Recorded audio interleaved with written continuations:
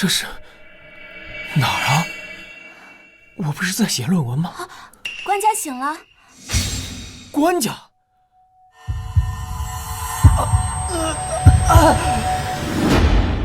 拜见太后。陛下，喝呀！陛下好酒了呀！抓到皇帝，重重有赏。追！哎呀！没想到我一个清北历史教授，竟然穿越成了让人千古唾弃的南唐皇帝赵宋。说，现在是几年几月？啊！我是说，如今是何年月？官家刚刚过完20岁生辰宴，可是宿醉迷糊了。什么？生辰宴？史书记载，大前882年，赵宋年满20，遭太后驾空，成为傀儡。名将韩非本该力挽天青，却报国无门，魂断风波亭，以致江山旁落，金人肆虐，国将不国。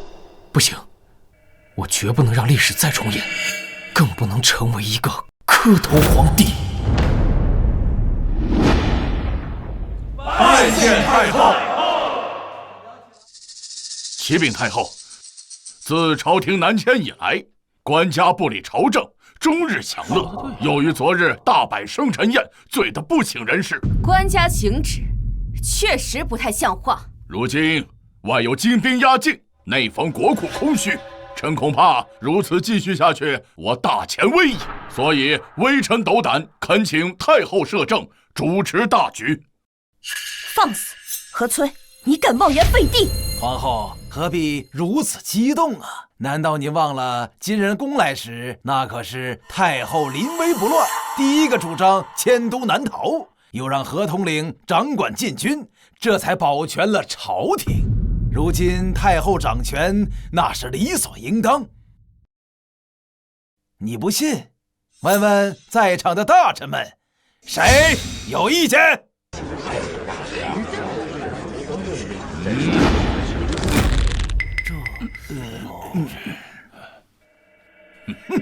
皇后，看见了吧？今后我大前朝堂就是太后说了算。放你娘的屁！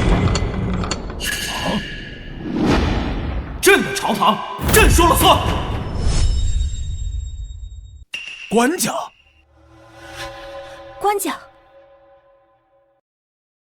官家还有脸来朝堂大放厥词？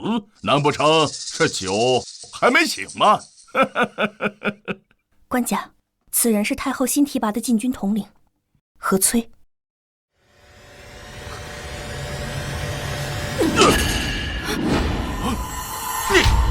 区一个禁卫统领，是谁给你的狗胆，敢这么跟朕说话？你怎么想要弑主啊？今天的官家跟以前不一样了。官家息怒。哼！何将军不过是为我大前未来着急，官家宿醉一晚，想必对如今的情况也毫无对策。谁说朕没有对策的？朕的对策就是北上抗金，收复中原。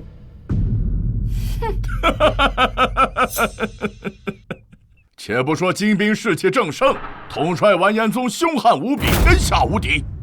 就说官家要北上抗金，你有人吗？朕有韩非，既然重生为赵宋，朕便绝不会将旧事内摆，让名将报国无门，君臣一梦。只要有他和韩家军在，朕必能一展前世所学，挽大前狂澜于既得。韩非？官家莫不是忘了2日前你亲自下诏将韩非赐死？现在想反悔，怕是来不及了。糟了，差点忘了，我这前身中了太后一等的离间计。既然是朕亲自下的旨，那朕亲自追回便可。哼！官家，好，官家有如此壮志，我大前何愁不兴？那就再给官家1000兵马，如何？好，1000就1000。官家，不可！那我们就祝愿官家活着回来。何翠，朕归来之日，便是你人头落地之时。你，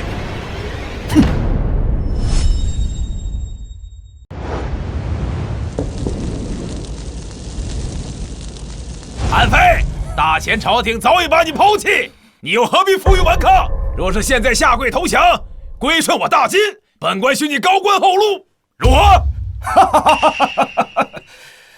完颜宗，我韩非生是大前的人，死是大前的鬼，岂能与尔等豺狼为伍？将军，再打下去必死无疑，让末将殿后掩护您撤退吧。您一世英名，为了如此朝廷，实属不值啊！住口！君让臣死，臣不得不死。如果韩某的性命能换来官家的早日醒悟，韩某在所不惜。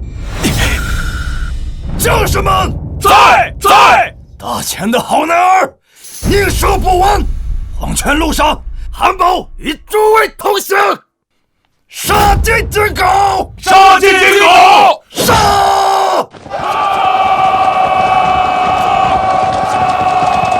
不见棺材不落泪，想死？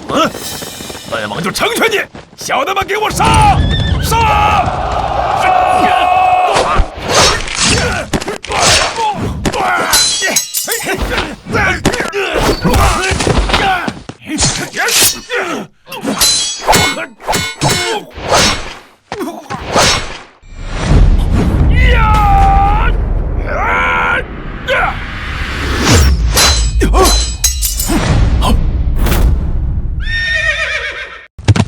韩将军，朕没来迟吧？啊！龙道，将军快看，是官家的龙道！大前进军，这怎么可能？情报上不是说大前皇帝已经放弃韩非了吗？将士们，官家来叫我们来了，随我杀！众将听令，龙道前压，给朕杀！众将听令，龙道前压，给朕杀！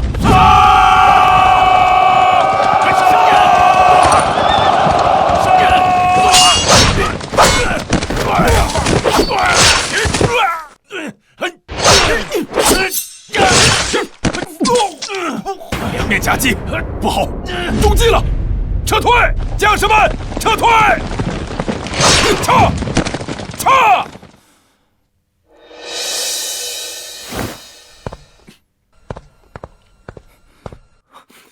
罪臣韩非，该当万死，竟让官家率10万禁军涉险来救。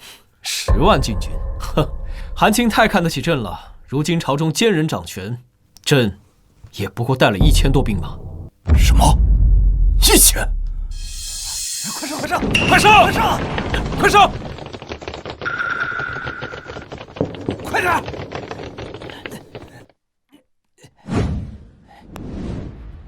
这里没有，找那个。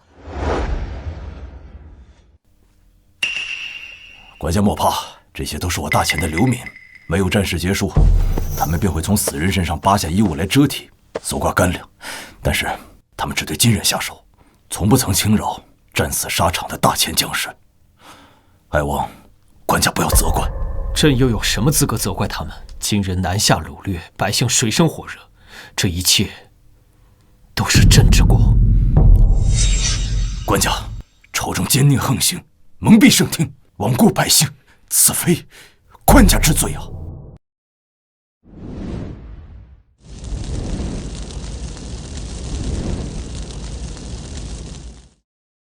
朝堂黑暗，奸臣尸位素餐，朕决心推翻一切，还大前一个朗朗乾坤。韩青，你可愿与朕并肩而战？韩青，你可愿与朕并肩而战？臣韩非愿为官家赴汤蹈火，万死不辞。好。韩非，你不是要以死明志对抗金人吗？还愣在那儿做什么？哼！他是谁？此人乃是太后的堂弟魏康。此前太后得知末将要北上抗金，特意派来的督军。督军，金贼已被暂时击退。哦，退了？退了你还不快追？愣在这做什么？要是敢怠慢，小心我到太后那儿参你一本，让你的30万韩家军全都陪葬。韩青，他说话一直这么嚣张吗？你是个什么狗？啊！聒噪！官家，你杀了魏康，回去后势必要和太后翻脸。官家可曾想过如何应对？这是行在的布防图，官家是要……韩青，麻烦你回去之后，率领韩家军先拿下行在，接管禁军。朕这次要关门打狗。诺。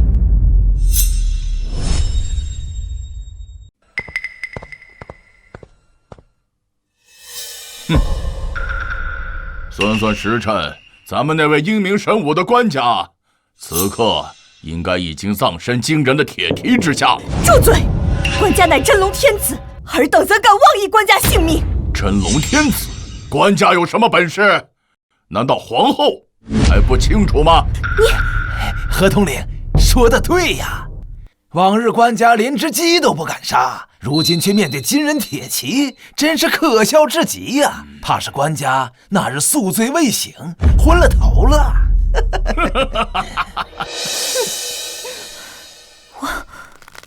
我当时应该拦住官家的。朝廷不可群龙无首，坐以待毙。为今之计，不如按先前所说，由太后掌权，操你一职，携百官渡江。渡你妈个头！尔等阿猫阿狗，何时轮到你们做决定了？官家，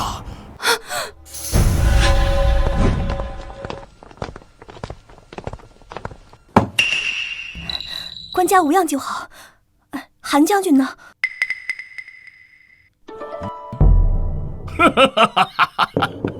我知道了，这定是韩非的失手。如今韩非已死，官家最后的倚仗都没了，还有何话可说？朕何时说过这具尸首是韩将军的？这要不是韩非的尸首，还能是谁的？是谁？何统领自己掀开便知。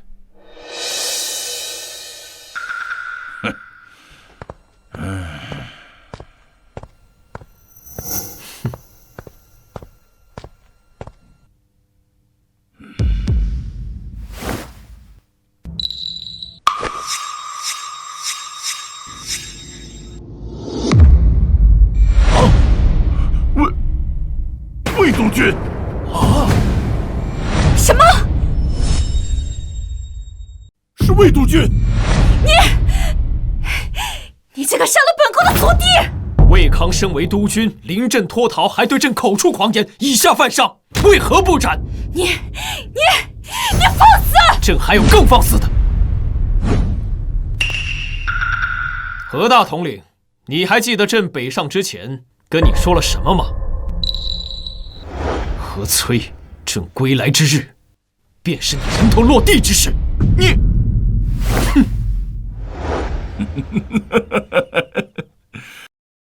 官家这是要杀了我？麻烦你离朕远一点。本将手握10万禁军，是太后钦点的禁军统领，更是朝廷的功臣。杀我，你敢吗？朕说了，离朕远一点，否则怎样？你还敢杀了我？那你倒是动手啊！用你的剑从我的脖子抹下去，来呀！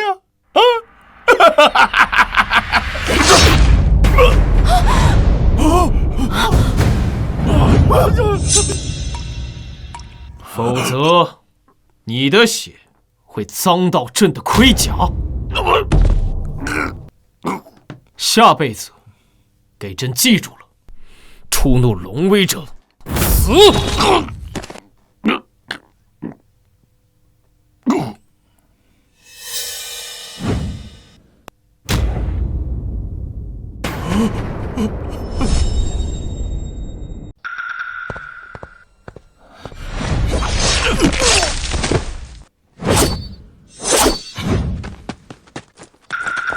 将军，行在之内都已拿下。好，马上整理装备，速速随我去支援官家。是。皇帝，你竟敢当朝杀人！你眼里到底还有没有祖宗礼法？有没有大前朝纲了？这翻来覆去就那一句话，太后，你的脑子都留在后宫了吗？我说官家，无论如何，合同令他护驾朝廷南下，立下汗马功劳，你说杀就杀，如此暴虐，你就不怕让百官们寒心吗？一个为战而逃、趁机夺权的奸佞小人，也被你说得这么伟大。秦丞相，若你舍不得，朕现在就送你去见他。皇帝，你莫不是以为杀了何崔就可以左右朝廷吧？太后，坐不住了呀！住口！金兵势大，我暂避其锋芒有何不对？难道人人都要像你一样带人去送死不成？祖宗疆土岂能容他人染指？谁敢阻朕抗金，朕便杀了谁！这可如何是好啊？好一个谁阻挡就杀谁！本宫今日倒要看看，你到底还能再杀多少人！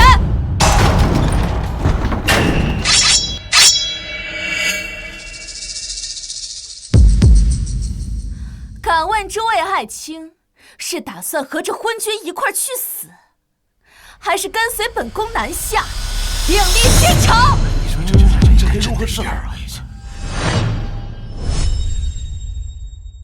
新朝怎么能行啊？是啊，就是啊。太后深谋远虑，笼络江南富商，为朝廷筹措钱粮。臣户部尚书何明愿效忠太后。太后慧眼识人，知人善用，今后必能稳固朝堂。臣吏部尚书方松愿效忠太后。太后德备四海，遵从礼法，不似官家，善杀忠良。臣礼部尚书颜良愿效忠太后。那我们也过去，我也去。走。皇帝，你看到了吗？满朝文武除了那些老顽固，一切皆在本宫掌控之下。危难当头，方见朝中还有忠良。忠良？跟着你的忠良一块见鬼去吧！给本宫动手！官家快走，臣妾为您殿后。皇后这份心意朕心领了，但朕无需逃。官家留得青山在。朕说了，朕无需逃。你们在等什么？还不动手？自然是等官家的圣旨了，太后。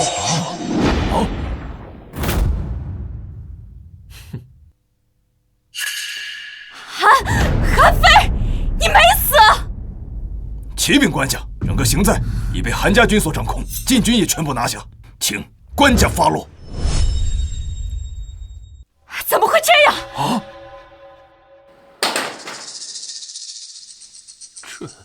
这什么情况？这怎么回事？刚才带头向太后投诚的是你，官家。太后勾结奸商，剥削百姓，中饱私囊。你身为户部尚书，却说他是为了朝廷，该死！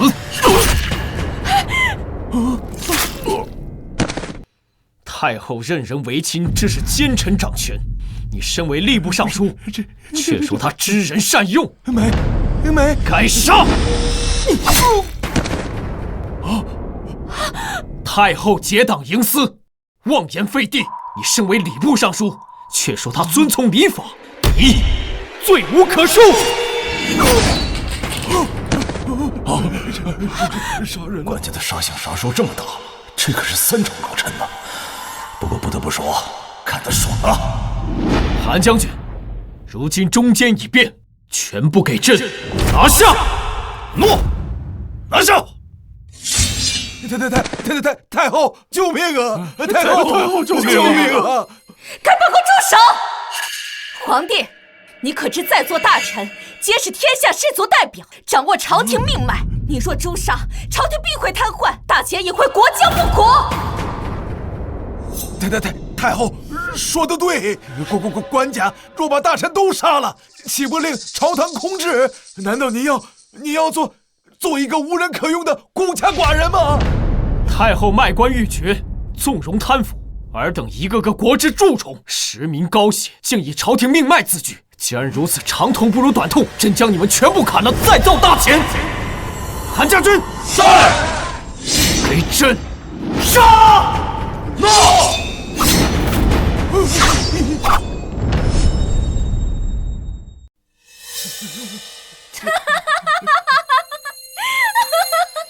皇帝，你还是太过年轻。太后还有什么想说的？这位乃大钱通会钱庄之主李崇金，天下银钱流转，皆经他手。你若敢动他，明日大钱银根紧缩，无钱缴税，你怕是连军饷都发不出来。这位岭南张家家主张千筹，也是江南织造坊坊主，天下之机10之8九皆经他手。你若敢杀他，不出3月，百姓将无不可依，无眠御寒，冻死者不计其数。届时不用金人铁蹄南下，你便会大失民心，军心涣散，成为亡国之君。官家，太后所言虽可恨，但也都是实情啊。士族盘根错节，若是贸然铲除，日后必将会天下大乱。再造大钱，赵宋，我告诉你，就算你是皇帝，这些人你也动不得。他们才是大钱的根基，而不是你这个空有其名的少年天子。哦，既然太后这么自信，可敢与朕赌上一把？赌什么？就赌7日之内，朕没有你这帮大钱根基，凭自己的能力筹到这10万官布，为百姓御寒。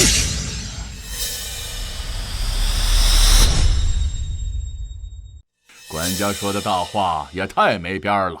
即便是我张家公仆3个月不眠不休，也制作不出5万匹布来。陛下说这话，怕是痴人说梦。朕就问你们敢还是不敢？赌注是什么？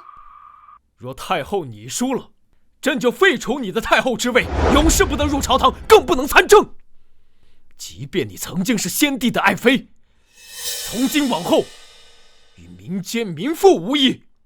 若是朕输了，朕就自写罪己诏，自废帝位，从此往后滚出大钱。好，皇帝，这可是你说的，7日之内必须拿出10万布匹。君无戏言。我们走。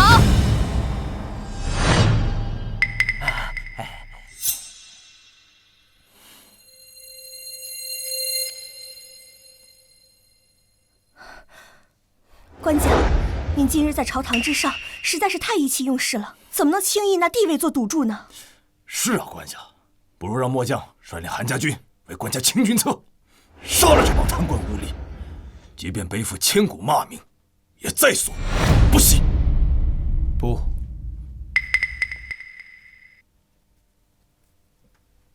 用武力震慑朝堂，并非长久之计。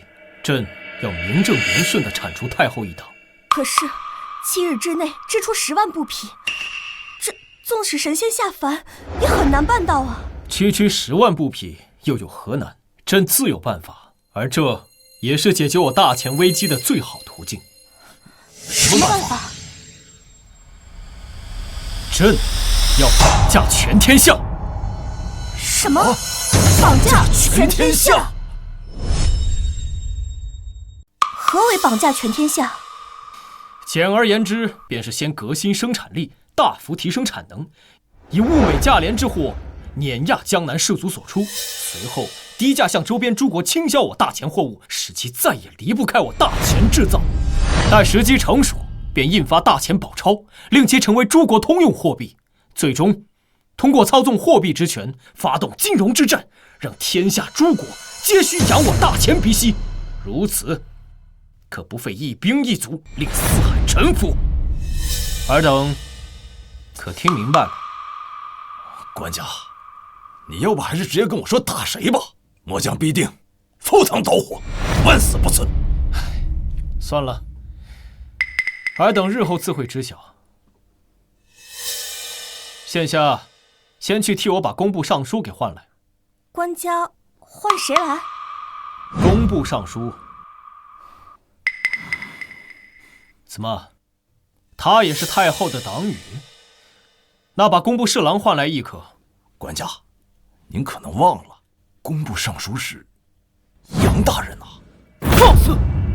就管他姓杨还是姓马，天子有诏，他敢不来？管家，这杨大人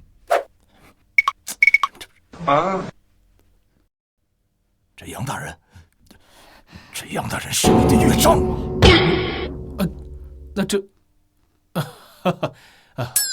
那个原来是自家人啊，那朕还是得亲自登门拜访吧。哎，皇后，皇后！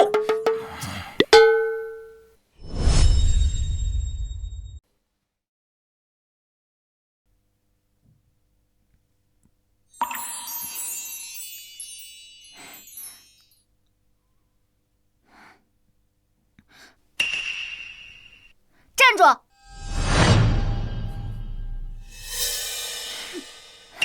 萧儿，快来见过官家。管家，这是皇后娘娘的妹妹杨逍，也是工部唯一的女将士。姐，萧儿，听说你昨天在朝堂上大杀四方，嚣张得很啊！怎么，今日有空来我杨府了？萧儿，不得无礼。无妨，朕今日前来是有事要请教杨尚书。难怪我姐昨天半夜回来，原来是为了提前赶回来帮你说好话啊！大姐，咱爹当初为了助她登基，出钱出力，可结果呢？他倒好，整日沉迷酒色，荒废朝政，让你在后宫里受尽冷眼不说，还把咱爹气得卧病在床，后来更是闭门不出。小妹，过去的事情休要再提，官家他早已不同往日。切，有什么不同？还不是来求上咱们家？院中嚷嚷什么？成何体统？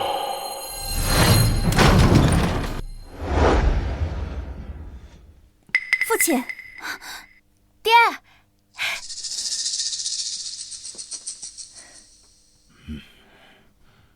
不知官家驾临，所谓何事啊？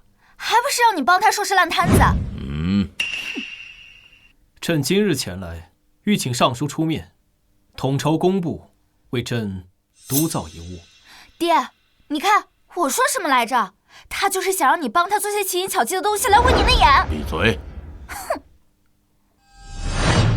老臣年老体衰，早已不堪驱策。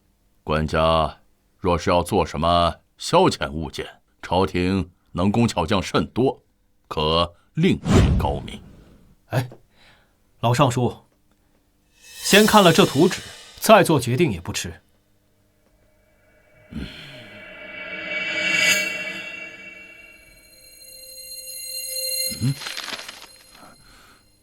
啊，这是。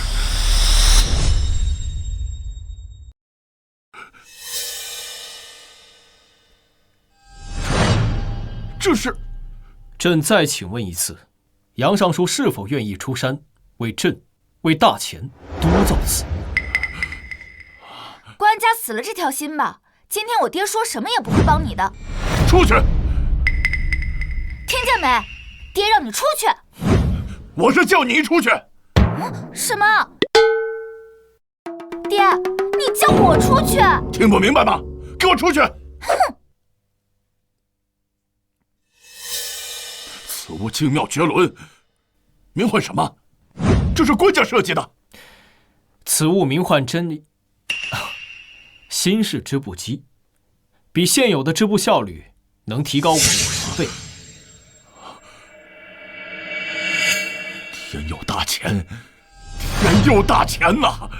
老臣万万没想到，官家竟有如此惊世之才。此物若真能推行使用，定能改变大钱国运，让大秦百姓富足，国运强盛。老臣糊涂，当初未能识得官家振聋之资，罪该万死。哎，那督造此物一事，就全赖杨尚书了。哎，官家唤老臣什么？全赖国丈大人。官家放心，老臣明日便回工部，竭尽全力办好此事。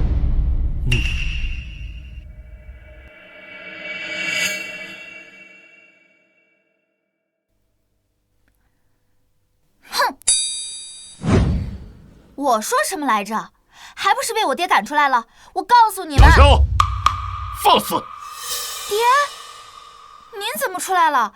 您不是发誓再不出府门了吗？我当然是出来恭送官家的。什么？送他？官家，小女平日娇宠惯了，多有顶撞，还望海涵。无妨，少女心性而已。官家，老臣还有一个不情之请。国丈请讲。老臣欲将小女托付给官家，让她进宫陪在官家身边，任听调遣，让她多学点知识。什么？爹，你让我进宫伺候她，我不同意！闭嘴，这里轮不到你做主。官家以为如何？如今大钱百废待兴，朕需要绝对忠诚的特殊人才，去完成那些跨时代的产物。这老丈人好，买一送一。你别以为耍了点小花样骗了我爹，我就会答应你。告诉你，像你这样没本事的人，我才不会听你安排做事呢。小二，你擅长机关术？那当然，本姑娘6岁钻研机关术，熟读墨家经典，很多地方连我爹都不如我。看到这个没？这可是本姑娘精心设计的。哎，你别跟我说话了。少玩一些小孩玩的东西，把心思都花在正道上。随朕回宫好好学习，为大钱出一份力。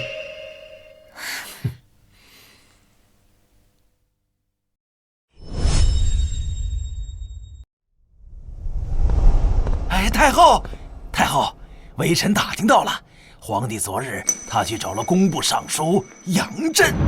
哼，本宫还以为他有什么能耐呢，原来是回去啃他老丈人的棺材本了。是这杨震，他虽是3朝元老，但一身清贫，怕是也没什么家底儿掏给官家。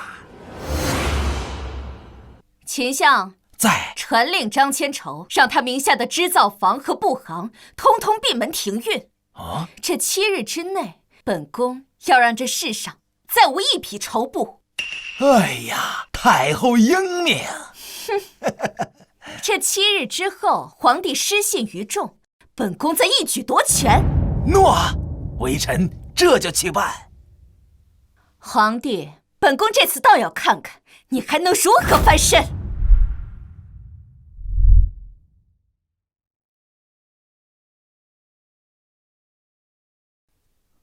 官家，这新式织机真的能在7日之内造出10万布匹？千真万确。可是太后不认这赌约怎么办？太后不认这赌约又何妨？朕造这织机，并不是为了跟她置气，而是为了迈出绑架全天下的第一步，天下民生出大钱。韩将军，臣在。拿着这张图纸，命工部再造一物。此事事关重大，切记保密。诺。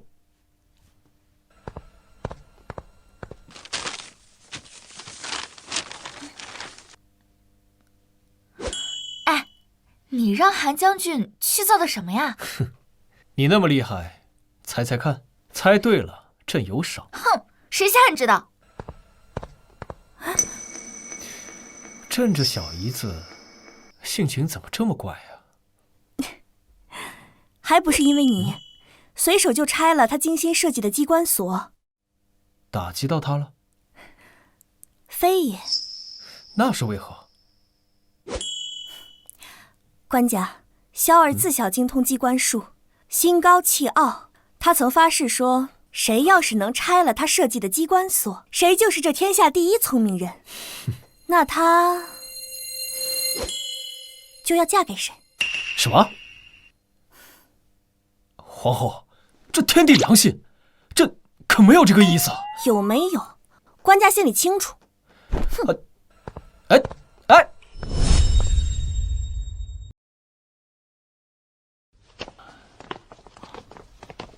杨大人，韩将军，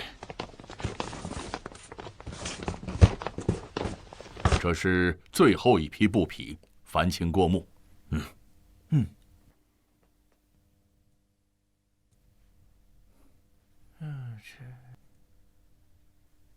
禀韩将军，这一箱加上国库内已有的数目，现在只多不少。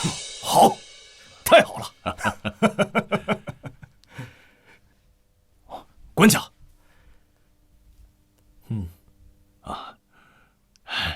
官家，布匹的数量足够了。太好了！7日之内竟能产出如此巨量的布匹，杨尚书功不可没啊！官家谬赞。全靠官家所赐神机，这几日老臣反复琢磨，又对此机有所改进。今日特将新样机带来。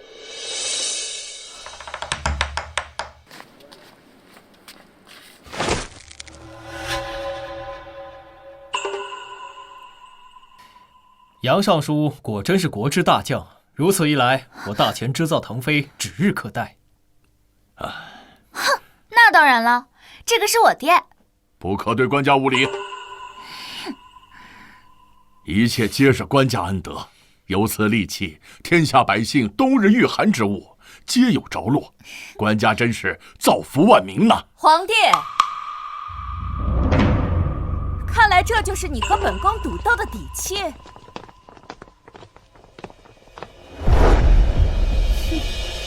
一个改良的妖姬和一个老得快要入土的工部尚书。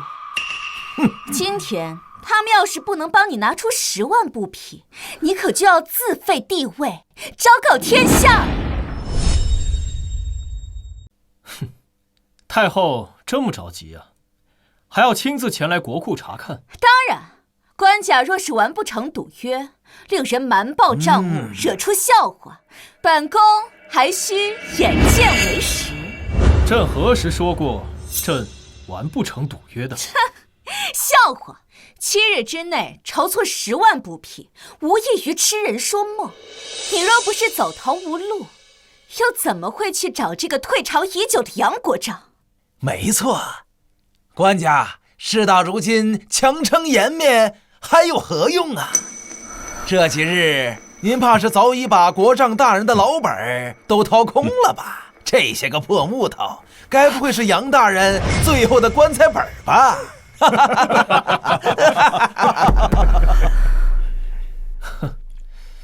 尔等似乎对朕最近的行程很是了解了。休要东拉西扯！赵宋，本宫就问你，今日这赌约你是否能拿出来？若是拿不出，你就立刻给本宫。韩非，臣在。既然太后这么着急认输，还不打开库门，让太后好好看看朕究竟拿不拿得出。诺。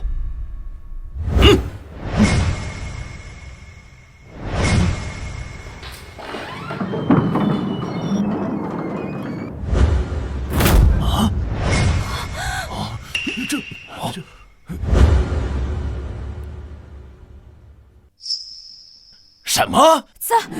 怎么会这么多？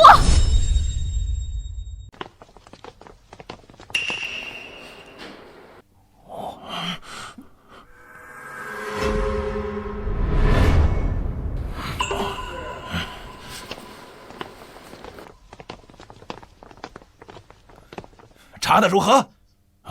太后，请下，这些布匹都是上等的官造。什么？怎么会这样？秦松、张千朝，你们到底怎么办事的？太后，明鉴，官家确实只去过杨尚书家中，之后就再没去过任何一家织造坊。是啊，太后，臣已经下令关闭所有织造坊和布行。如今这些布匹究竟是从何而来，臣不得而知。而且这些布匹比我张家织造坊所织造之物还要精细得多呀！皇帝，你究竟怎么做到的？这些该不会是先皇留下来的吧？朕说过，朕要再造大钱，尔等井底之蛙，岂知天地之广？杨尚书，既然太后好奇，那你不如让她睁大眼睛，好好看看你这个快要入土的工部尚书是如何帮朕赢的。老臣遵旨。哼。是。动手。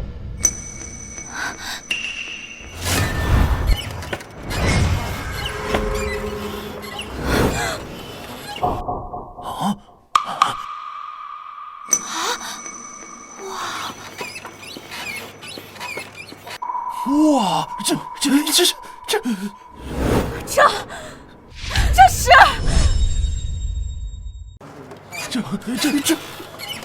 竟真能有如此迅捷，神乎其技啊！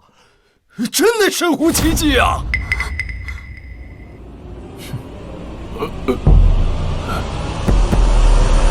太后，你还有何话可说？我依照赌约，朕要废黜你的太后之位，从今往后，你魏嫣然再也不得踏入朝堂半步，皇宫内廷也再无你的立锥之地，出宫养老去吧！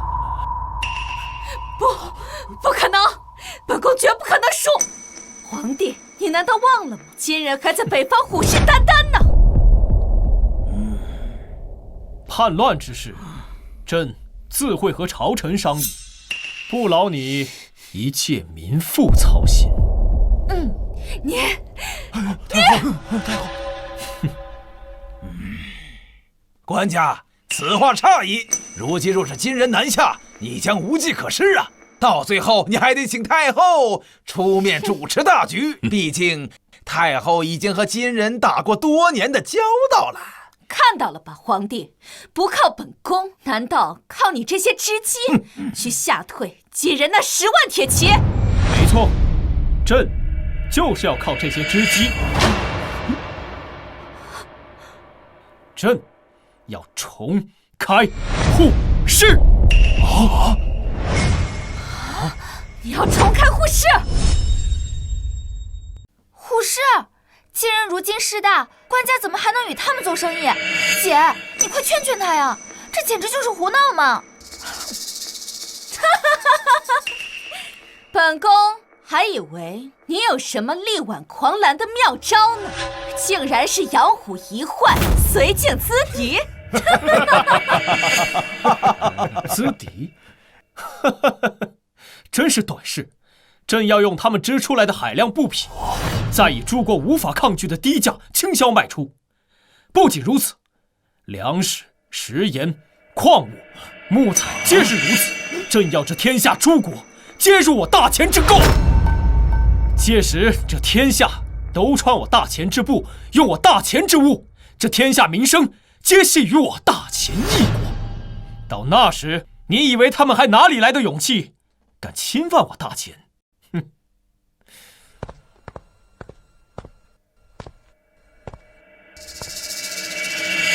太后，你不要以为朕会傻乎乎地看着朕的大钱子民以血肉之躯北上抗金，朕要的是不战而屈人之兵。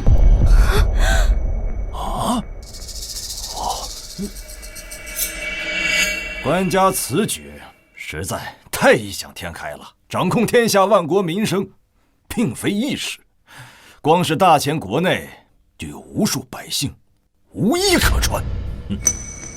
就算这织布机可以提高数十倍以上的效率，但就算让举国上下所有织工日日夜夜坐在这织布机前，在这么短的时间内想要织出这么多匹布，根本就不可能。听到了吗，皇帝？人力皆有穷时，此乃天道。人力？朕要说，朕用的不是人呐！什么？不用人？不用人？难道用鬼吗？这织机还能自己动起来不成？没错，朕就是要让它自己动。韩青，臣在，把东西给朕抬上来。诺。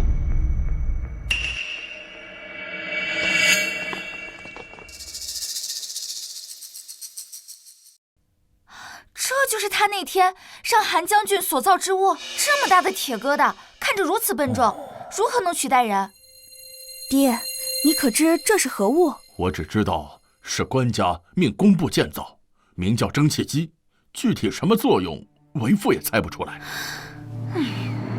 哼，本宫还以为是什么了不起的东西，原来根本没人见过。赵宋，这该不会是你从哪个破庙搬出来的废品，用来唬人的吧？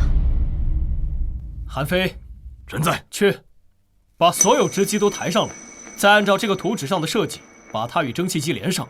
诺。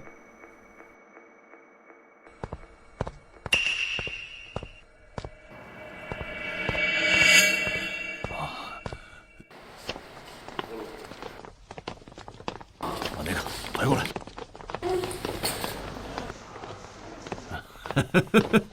我就不信这笨重铁器能比我手下数万名熟练织工还厉害。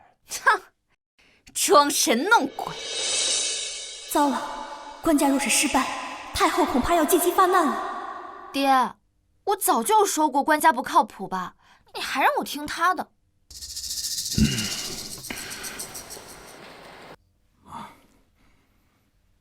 官家已经组装完毕了。啊，这，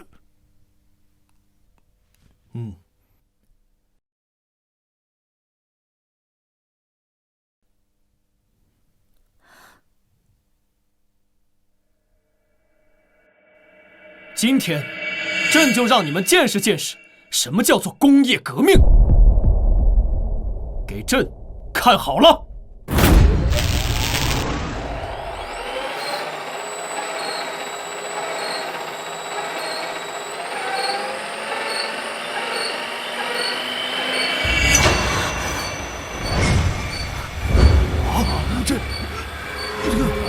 这怎么会动？怎么会动啊？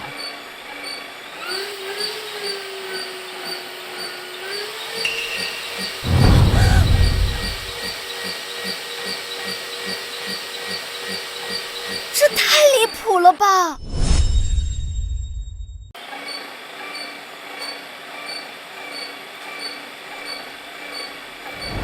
啊！神技，此乃神技呀！如此效率，官家真乃天降奇才呀！魏嫣然，你还有何话说？依照赌约，从现在开始，你便不再是我大前太后了。不，绝不可能！本宫乃先帝册封，是你名义上的母后，大前以孝治国。若是你把本宫赶出皇宫，就不怕动摇国本吗？你也有资格跟朕谈动摇国本？若不是你结党营私，败坏朝纲，我大前朝堂何至于沦落到如此境地？若不是你纵容贪腐，剥削百姓，我大前国力何至于每况愈下？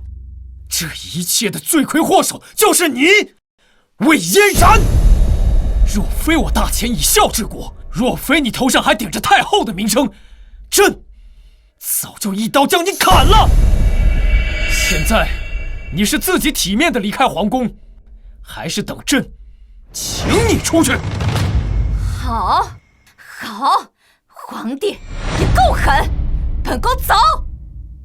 站住！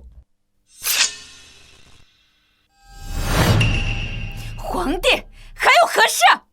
将你不该拿的东西全给朕交出来！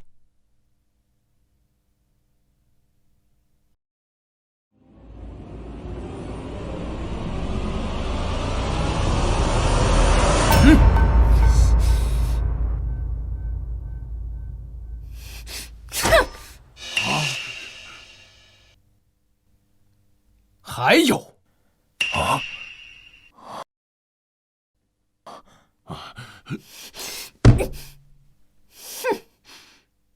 还有，还有什么？还有，封官，脱。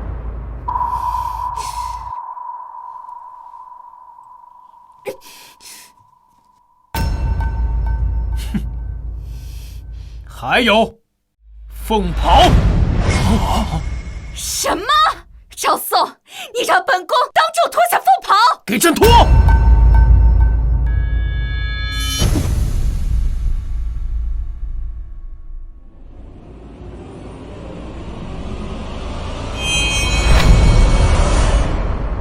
脱！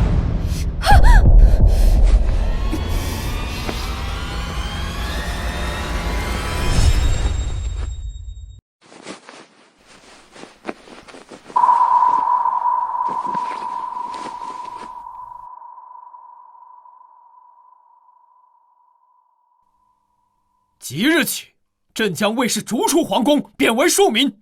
至于太后一党，祸乱朝纲，为富不仁。即日起，革去所有官职，家产悉数抄没，充入国库。官家开恩呐！官家开恩呐！官家开恩呐！官家开恩！官家开恩呐！官家开恩呐！走走走，快走，快点！官家，太后朝内朝外经营数年，树大根深，今日如此羞辱她，日后若是卷土重来，不太好对付。卷土重来，新的时代已经开启，他魏嫣然挡得了这天下滚滚大事吗？传朕旨意，即日起重开边市，不止金国，而且朕还要与百越、扶桑、西夏等周边诸国全面贸易，扬我国威，富我百姓。老臣杨震誓死效忠，辅佐官家，成就霸业。时代的车轮已然转向，从这一刻起，朕绝不会让历史屈辱重演。大乾的新篇由朕来书写。赵宋，黄口小儿，还敢如此羞辱本宫！太后，那我们该怎么办？他不仁，我们也不义，立刻写信通知完颜宗，告诉金国立刻发兵，与本宫的人里应外合。总之，不能让他计划成功。诺。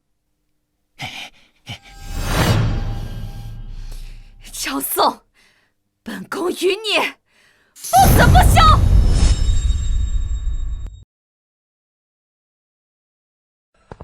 官家，护士所需首批物资均已备齐，另外护卫护士地点的进兵也已点齐，可以开始你的下一步计划了。只是不知这批货物，官家打算如何定价？官家所作所为，不仅造福大乾，更造福天下百姓。可怜我韩非空有一身武力和数十万大军，却帮不上官家一点忙啊！韩青，过去我大乾一匹布多少钱？回官家，一匹优质官布约800文钱。800文？这一担米不过200-300文，而一匹布竟能买300多斤米。这价格，乃是我大乾寻常百姓家一月之余的口粮。正是，这一切皆因张千丑等江南士族掌握国家命脉，为自身谋取暴利，贪官污吏，层层剥削，吸食民脂民膏，最终受苦的还是百姓呢。既如此，我们的布就卖这个数，500文。若真能以此价出售，虽也昂贵，但近乎是从前半价。对金人乃至周边诸国百姓诱惑确实不小。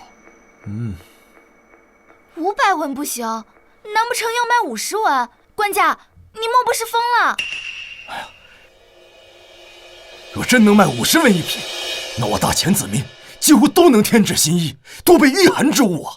官家，此乃天大的仁政啊！百姓必对官家感恩戴德，周边诸国一定会疯抢的。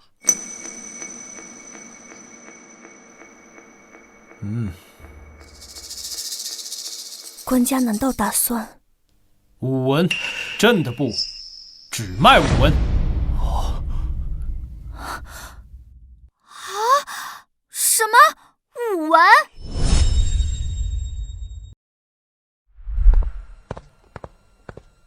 大汗，南边传来消息，前国皇帝下令重开户市。户市，就是用牛羊换他们的布匹和茶叶的市集。没错。赵宋小儿若不是疯了，与虎谋皮，怕是嫌我大京的铁骑不够锋利，上赶着给咱们送东西。大汗说的对，汉人的丝绸、茶叶、盐铁，那可都是好东西。看来前国真的气数已尽啊！报！大汗，前国太后送来密信。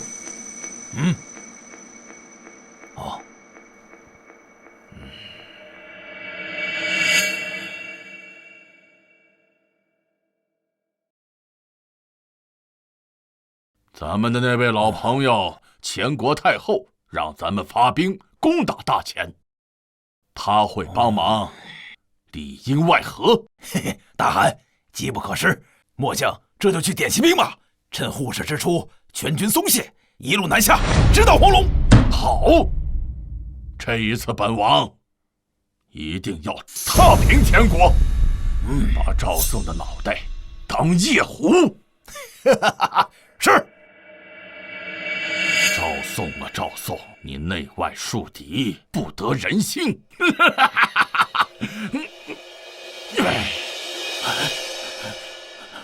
不好了，咱们的兵都不见了！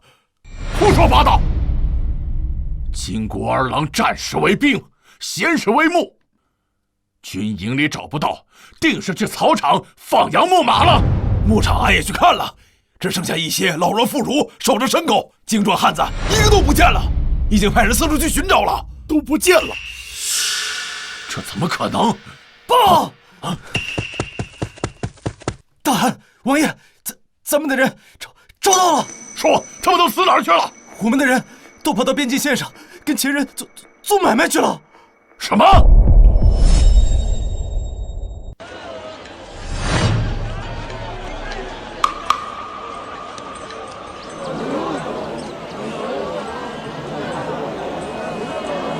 两位，我等此番微服出行，就是想看看大前开通户市的消息是否为真，没想到办得如火如荼啊！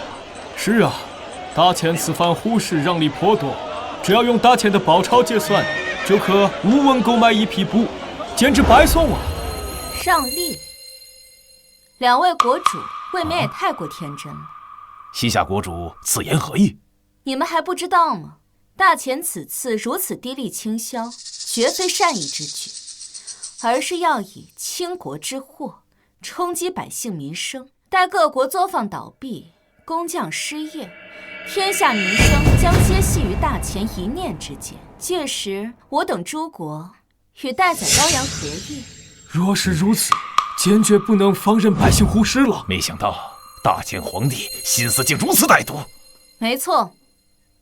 立刻回国，下令封锁边市，拒绝与大前互市。诺。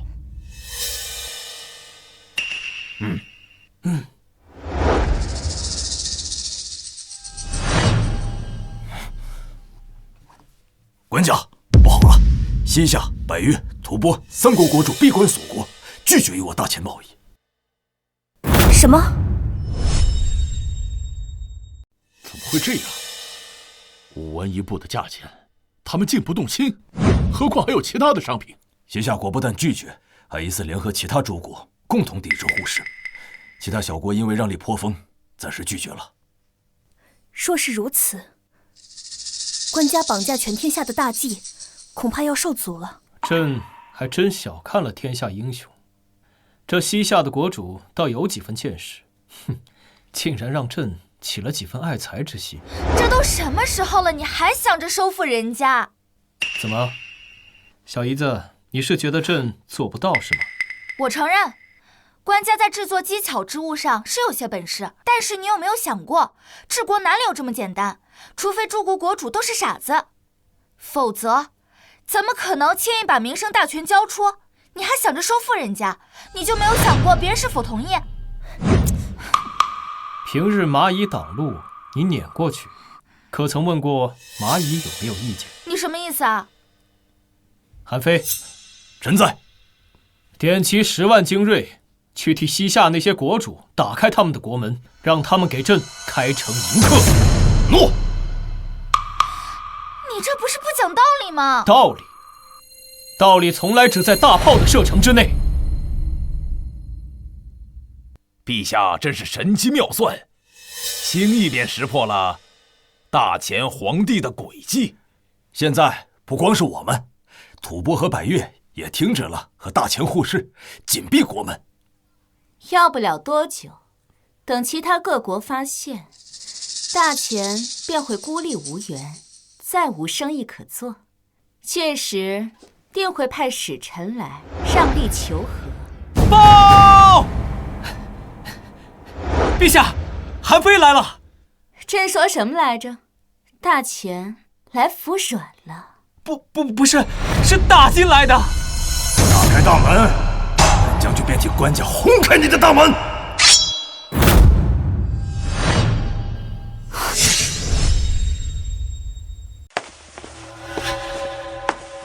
这金国大汗到底怎么回事？怎么到现在还没发兵？太后莫急，这金人本就贪财少智，想必他们是想趁着互市先捞一波好处。但眼下西夏3国已与大前拒绝互市，用不了太久，皇帝的如意算盘很快就会落空了。不好了，太后，韩非受诏发兵西夏，大破西夏国都。如今3国国主全部发布重开互市。混账！赵宋，本宫就不相信对付不了你！官家，自从韩将军攻破西夏国都，诸国再无抵抗互市之声。现在边境互市之地人声鼎沸，连金国也不敢轻易出兵，生怕忤逆民意。官家，臣回来了。跪下！官家，就是他下令诸国抵抗互市的，末将将他抓回来了。狗皇帝，要杀要剐，悉听尊便。想让本王臣服，你做梦！想不到还是匹劣马，能看明白朕的意图，你也算这个时代少有的英杰。朕可以给你个机会，为我大前效力。我呸！狗皇帝，现在你的成就不过是昙花一现罢了，你得意不了多久。不知好歹，末将这就斩了他。不必，朕迟早要征服天下，区一个异邦女人，又如何不能驯服？朕又岂不知早晚有人能反应过来？可你有没有想过需要多久？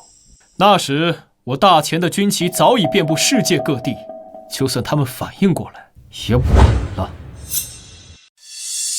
压下去！诺。走。这西夏国主虽然态度嚣张，但说的没错。此次互市，大前倾尽库存，日夜赶送货物，才勉强支撑互市商贸。可一旦后续货源跟不上，让那些蛮子空手而归，又岂会善罢甘休？官家的争气之机虽能扩充货源，但也要及时卖得出去才行啊。近日官道上马匪活动日益猖獗，屡有马队被劫，老臣以为是魏嫣然在背后故意阻挠，企图破坏互市。尔等顾虑，朕皆知晓。可是尔等可曾听过一句话：想要富，先修路。修路。尔等且随朕来。本姑娘倒要看看她葫芦里卖的到底是什么药。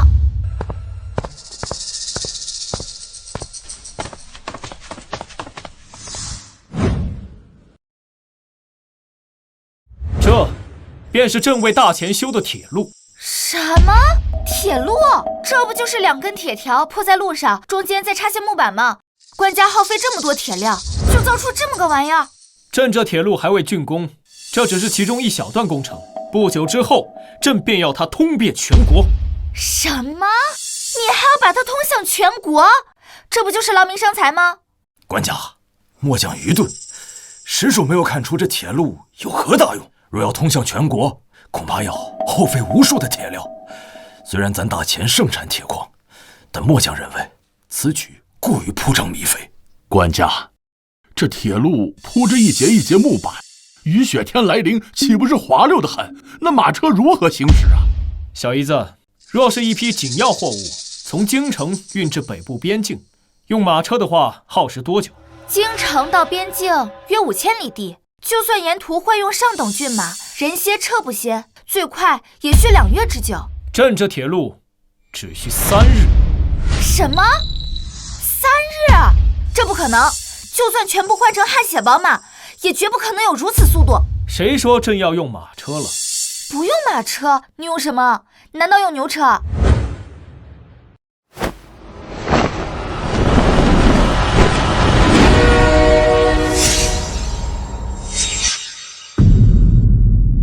朕用火车。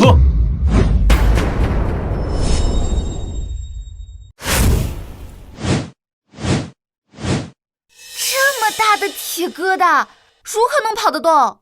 小儿不得无礼。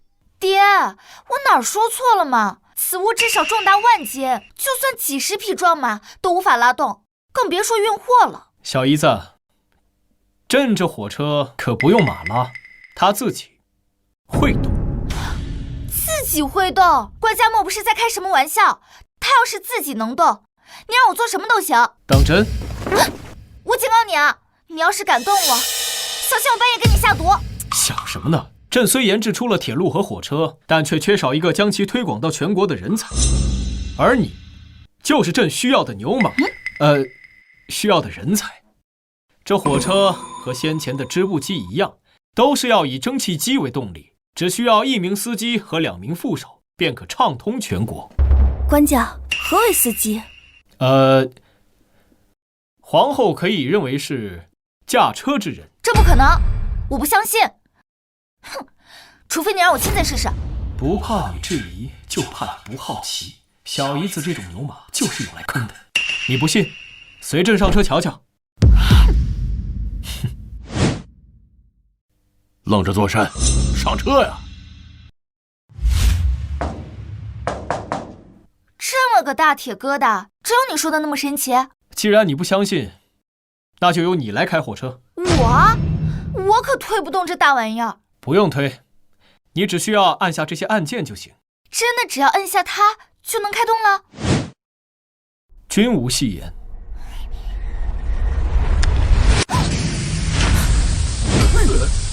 动了，真的动了！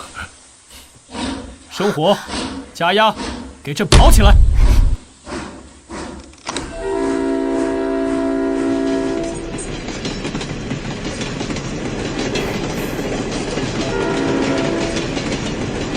我开上火车了！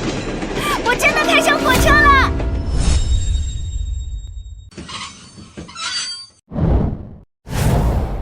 怎么样？现在相信朕的火车可以日行千里了吧？官家真是天纵奇才，老臣活了大半辈子，从未想过有朝一日还能乘坐如此神物啊！真是开了眼了。那又如何？这铁疙瘩一次能拉多少货物？全国需要的货物可是不计其数。能拉多少？哼！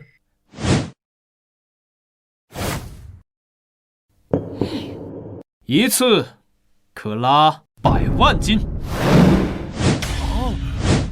好啊，太好了！若是如此，我大前边境的护士将无后顾之忧啊！官家，这火车不仅能日行千里，还能装载这么海量的货物？官家每每出手，绝非常人所及，老臣佩服得五体投地呀！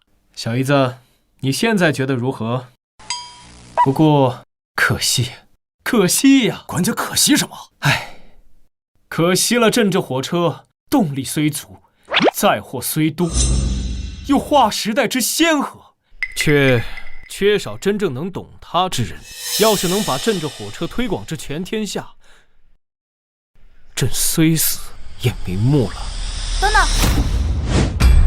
姐夫啊，这活你就交给我吧，我保证以后吃喝拉撒全在这辆火车上，保证以最快的速度把它推广出去。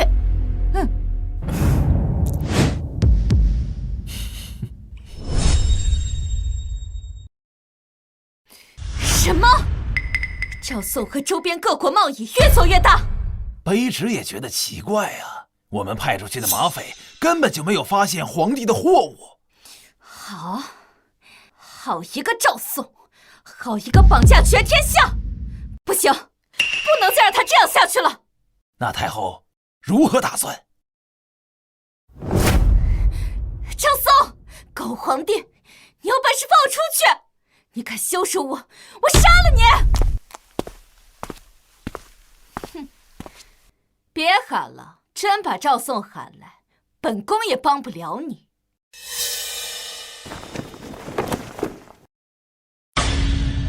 大前太后，你不是被赵宋赶出朝堂了吗？他那个黄口小儿还奈何不了我。废话少说，本宫今日来是要跟你谈一桩买卖。什么买卖？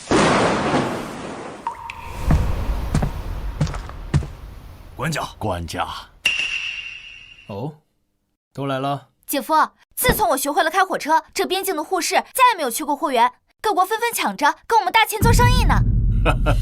不仅如此，官家的蒸汽机已经应用在了冶金、造纸、伐木等其他的领域。如今日产铁矿10万斤，精盐200万斤，国库充实无比，真可谓国富民强啊！没错，军营里将士们的装备也焕然一新，不复往日羸弱。官家神机妙算，绑架天下之计，眼下就快成了。这才只是开始，这天下之大又岂止7国？朕要的可是万国来朝。官家，不好了！边关800里加急，西夏联合百越、扶桑等7处藩属国正集结朝我大秦进军呢！什么？7国联军，此事当真？千真万确。7国联军兵力恐怕不下100万，怎么偏偏在这个时候造反？这如何是好啊？官家，国库虽丰，军备虽强，可多线作战，大秦恐怕难以应付。看来朕那位母后在宫外也没闲着呀。官家莫怕，终于到了用得着俺老韩的时候了。7国联军虽强，但是末将愿意用性命和我韩家10万好儿郎，跟他们拼个玉石俱焚，同归于尽。韩将军，不必了。官家，你就让俺去吧。韩将军的命是朕辛辛苦苦救下来的，岂能用在这种地方？难道官家有什么更好的办法？办法？区7国联军而已。朕只需要下一道圣旨，就可以让他们7国臣民乖乖将他们的头颅送上来。官家，这7国联军非同小可，若轻敌大意，应对不当，大秦恐有倾覆之危啊！是啊，官家，俺知道你英明神武，但是战争这事儿吧，你就得到战场上真刀真枪的去干一场。这圣旨，这大秦的圣旨，他怎么能管得了别国的子民呢？朕的圣旨就可以。姐夫，他们不信你，我信，我替你送圣旨。好啊，那这份大功就归你。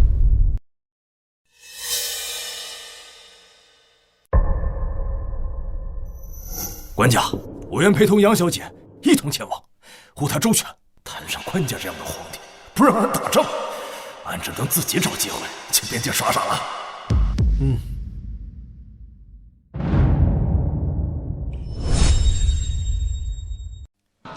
快来看呐，快来瞧啊！刚到的丝绸，只要5文钱一匹。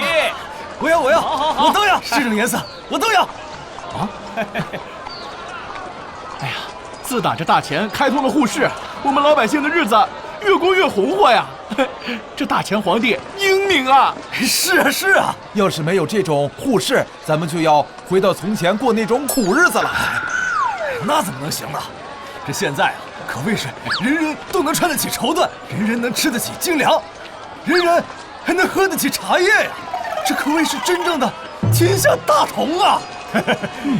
这日子，这怎么能倒退呢？官兵来了！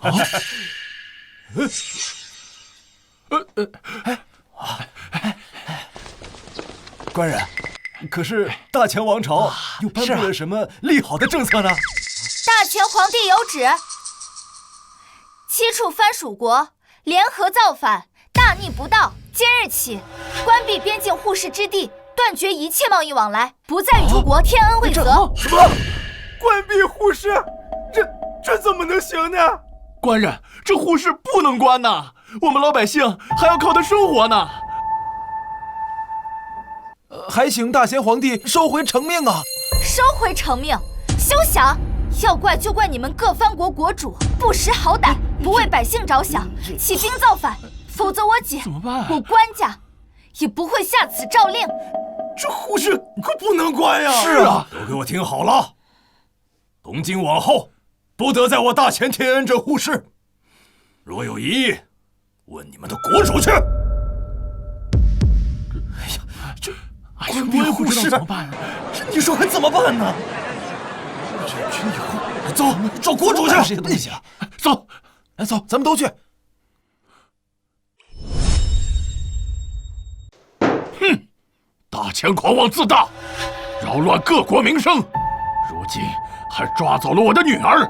今日我等7国联手，定要叫他付出代价。不错，此次联军近乎100万，还有大钱太后里应外合，定能一举踏破大钱，瓜分大钱疆土啊！报！陛下，大钱皇帝发布圣旨，关闭与各国沪市，断绝一切贸易往来。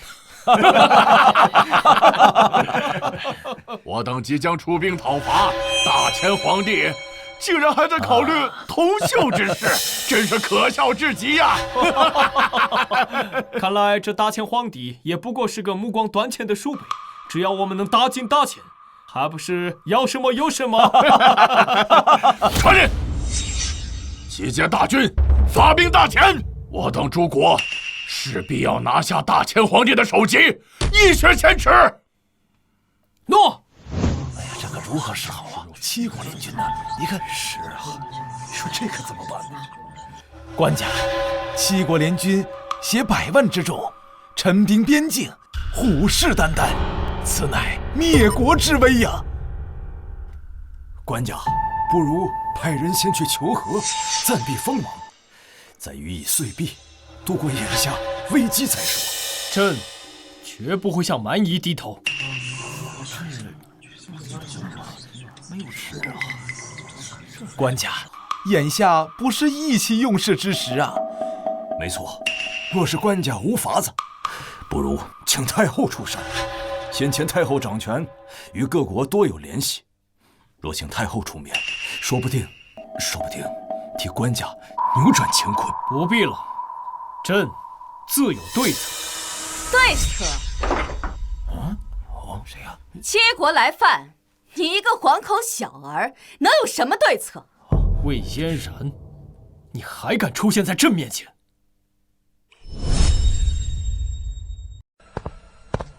魏嫣然，朕已经将你逐出了皇宫，你竟敢擅闯朝堂！逐出皇宫？哼！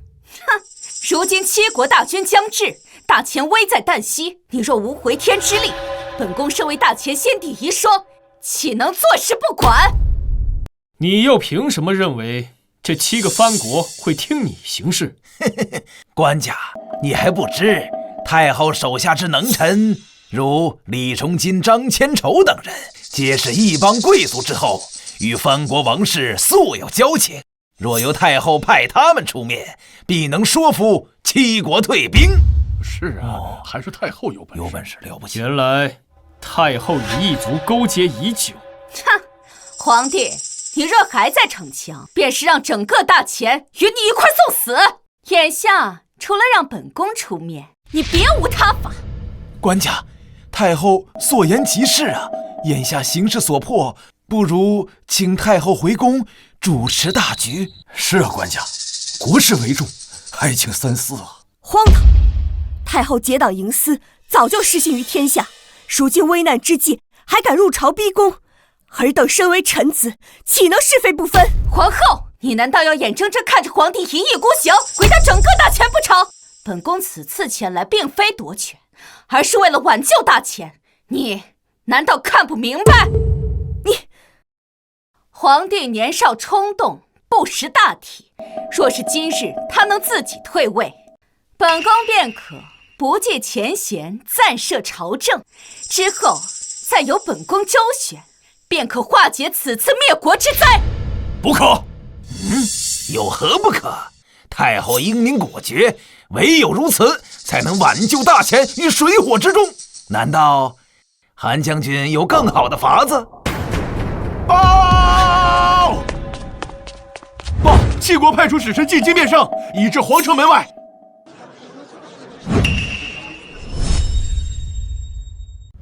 齐国派出使臣进京面圣，已至皇城门外。齐国使臣同时前来，这是来者不善呐！莫非是要下檄文，让我大钱各地赔款，称臣纳贡？若是如此，只有请太后来挽回这局面了。官家，这下可怎么办？皇帝，你听到了吗？如今七国齐至，先前你还在说什么大话，要绑架全天下？我看只怕是兵临城下，还不速速请本宫临朝摄政！聒噪！我堂堂大钱乃是天朝上国，国力日盛，岂需向那些作尔小邦低头求和？去，让他们进来。诺。死到临头还在嘴硬，不求和，难道真要百万黎民为你陪葬不成？陪葬？哼！天下民生皆系于大钱。朕已传出一道圣旨，关闭户市，中断一切贸易。过不了多久，就会让各国国主跪地求饶。朕问尔等，信或不信？朕问尔等，信或不信？一道圣旨，喝退百万联军。赵宋，你当真以为你是历史上那些千古一帝吗？如今七国大军压境，百万铁骑顷刻便至，他们也已派使臣进京威逼，你居然还在鼓吹自己的懿旨传令，让他们跪地求饶，这是在拿满朝文武和天下百姓的性命开玩笑吗？太后所言极是，官家，你那所谓的绑架天下之狂言，哄一哄3岁的小孩也就罢了，如今七国使臣就在殿外，是战是和，是生是死，已是顷刻之间，官家却还如此执迷不悟。诸位同僚们，这大钱的基业恐怕就要断送于此啊！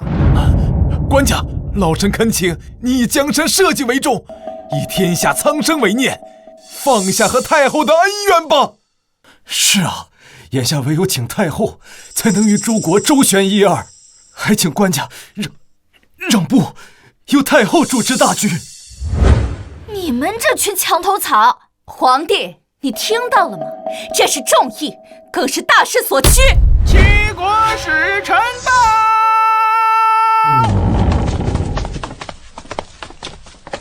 各国国主，他们竟亲自来了。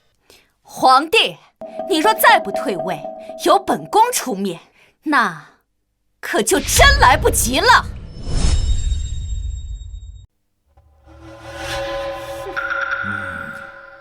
诸位大臣看到了吗？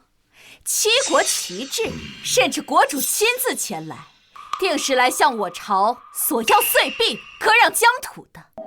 皇帝若还是执迷不悟，我大钱必遭灭顶之灾。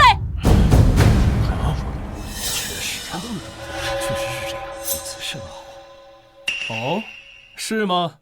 废话，难不成他们是来向你朝贡的？既然太后与这7个藩国交往密切，那要不你替朕问问，他们此次来京城所谓何事？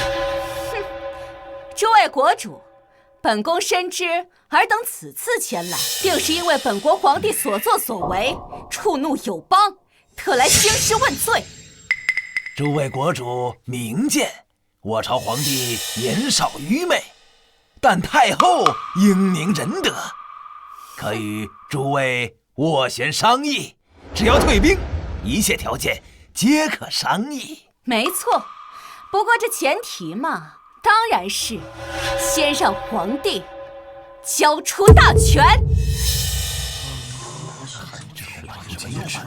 大前太后，你似乎弄错了。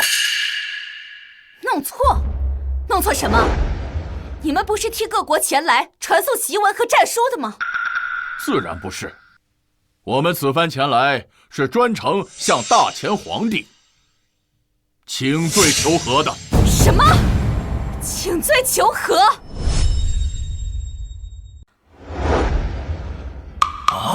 启禀大前圣上，齐国国主受奸人蛊惑，擅自起兵，触怒天朝龙威。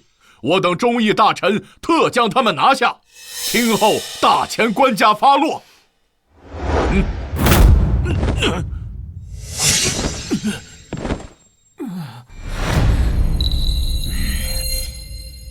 恳求大前圣上平息龙怒，重开户室，恢复边贸。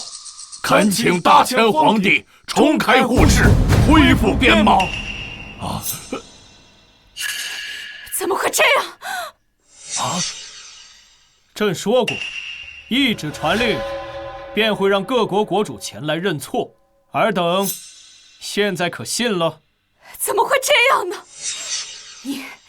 你究竟是如何做到的？朕不是说过吗？绑架天下是朕的目标，掌握天下民生，让诸国的百姓衣食住行都离不开我大秦。但凡有一些小国国主逆天而行，这便是后果。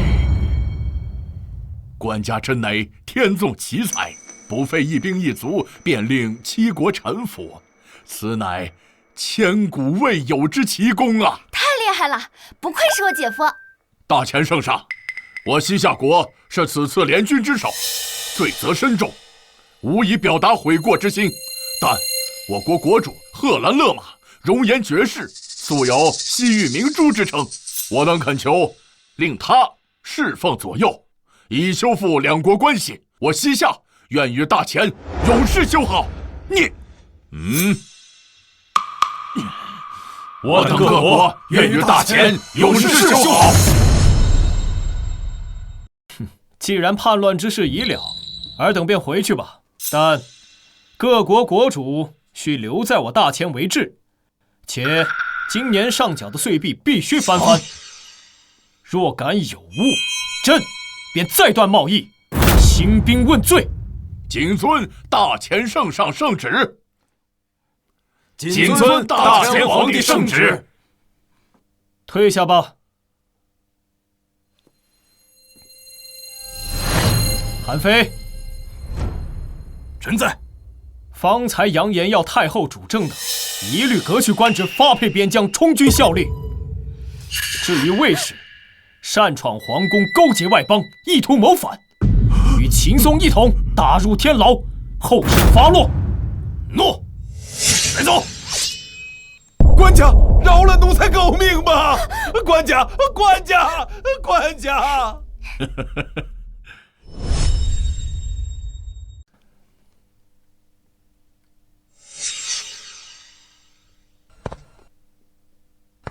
赵宋，你来干什么？朕来看看你这匹西域烈马，可学会了低头认主。少在这里装腔作势！我西夏集合了7国联军，发兵前国，届时100万大军将至，你都已经快自身难保了，还敢在朕面前耀武扬威？哼！原来这里面还有你的功劳。只不过，你怎么就这么确定，这7国联军就能拿下朕呢？你若识相，便应该向朕低头下跪，届时朕还可纳你入宫，保你一条狗命。好啊，希望你待会儿一样自信。带上来。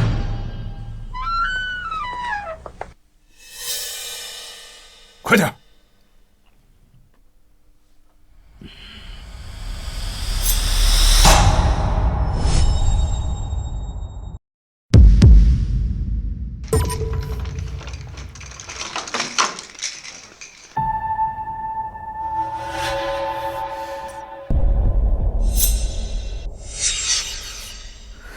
快点！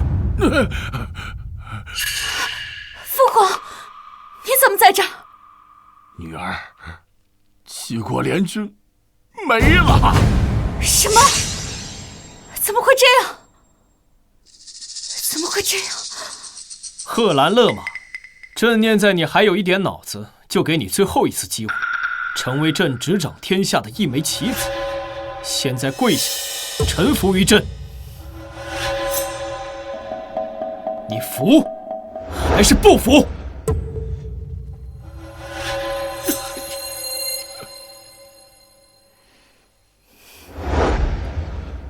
本王甘愿臣服。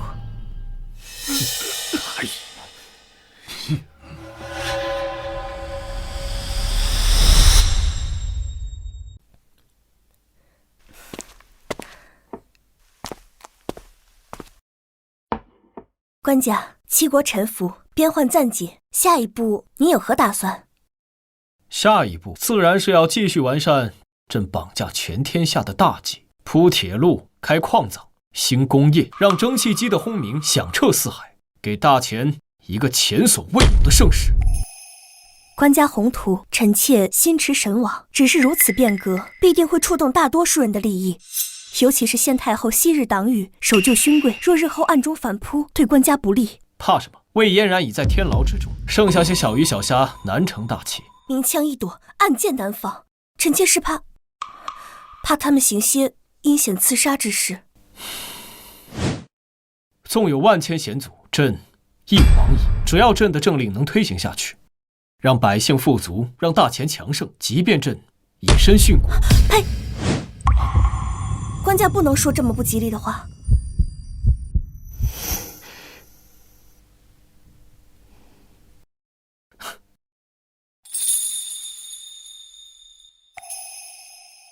皇后，你这是在担心朕呢？那是自然。如今天下初定，皇室血脉仅存官家一人，事关国本，官家不能有丝毫闪失。既然如此，那朕便尽量多担子嗣，好让江山稳固。官家这是做什么呀？此地乃是御书房。御书房又如何？方才皇后所言，这当务之急，不是要延续皇室血脉吗？这……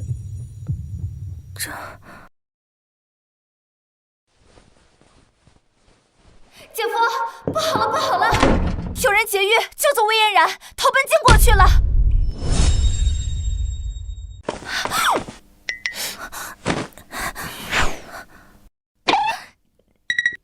姐夫，你们平常玩的这么奔放吗？你说魏嫣然被救走了？是啊，就在刚才，一伙人劫走魏嫣然，冲出皇城往北方去了。姐夫，这可怎么办呀？魏嫣然熟知我大钱国情，如今又投奔金国，必将贻害无穷。官家，萧儿所言极是，魏嫣然心狠手辣，早就跟朝廷结怨已深，若是跟金国勾结，必成大患。官家需立刻派兵拦截。别慌，这一步也在朕的计划之内。姐夫，什么叫这也在你的计划之中？难道太后逃走是你安排的？当然，先前朕已下旨让魏嫣然禁止进入皇宫半步，然而她却依然通行无阻，甚至来朝堂质问于朕，那就说明这朝堂之中她还有奸细。朕不如趁此机会将她在宫中的暗桩全部连根拔起。姐夫英明啊！报，官家已经查清楚了，营救魏嫣然的暗桩已被末将全部铲除，便按照官家的吩咐，故意放走魏嫣然，让她投靠金人去了。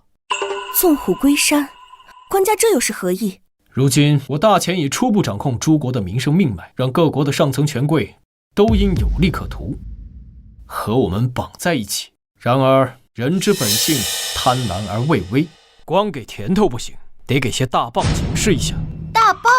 大棒敲谁啊？难道就是金国？没错，朕就是要拿金国开刀，杀鸡儆猴，让金国成为朕绑架全天下的祭品。只有这样，才会让天下人都知道，顺我大钱者昌，逆我大钱者亡。大钱太后，你可是亲口承诺会拿出十足的诚意，我大金才会派出最精锐的死士，冒死把你从那天牢里捞出来。大汗放心，本宫既然来了，带来的诚意定让大汗满意。哦，大汗，请看此图，此图乃前国北境以及京畿地区详图，上面标注了主要关隘、兵力部署，以及一条可以绕过所有主要防线，直插中原腹地的密路。密路？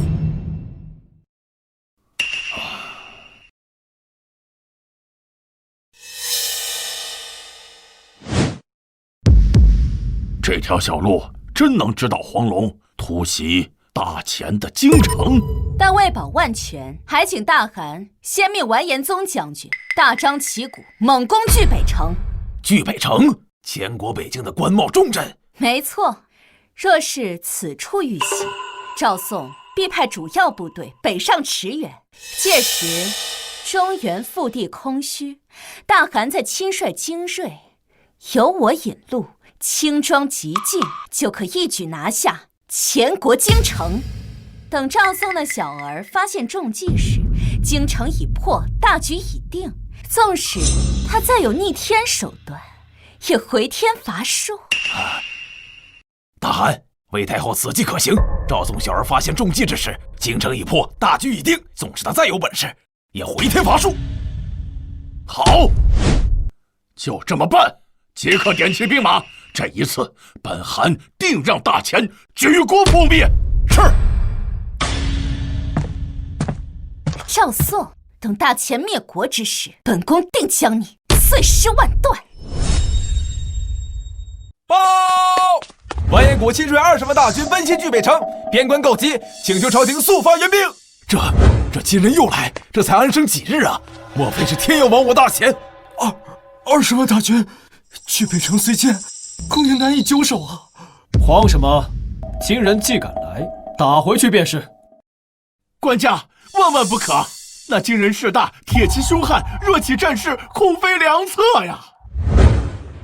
是啊，官家，如今国库充盈，何必再动刀兵？不如派使议和，许以金帛，暂息兵戈，方为上策呀。这二人是谁？官家，这二位是左丞相庄孙和右丞相范坚，乃是先帝特指与官家的辅政帝师。左右丞相，秦松同位的重臣，先前怎么没有见过？官家不认识二位大人，实属正常。毕竟这二位大人可是主和派中的翘楚，当初金兵南下时跑得比谁都快，早早称病去了江南。如今听闻官家励精图治，前几日才有病愈还朝。官家，当务之急是商议给予金人多少岁币，方显我大钱求和的诚意呀。庄相所言极是，着岁币数目还得斟酌，少了恐金人不满，多了又伤国本呐。缴纳岁币，正是。缴个屁！金贼狼子野心，屡犯我疆，屠我子民。如今朕富国强兵，正欲雪耻，他们自己送上门来，却是刚好。这一次，朕要将金贼灭国。再言求和者，犹如此竹。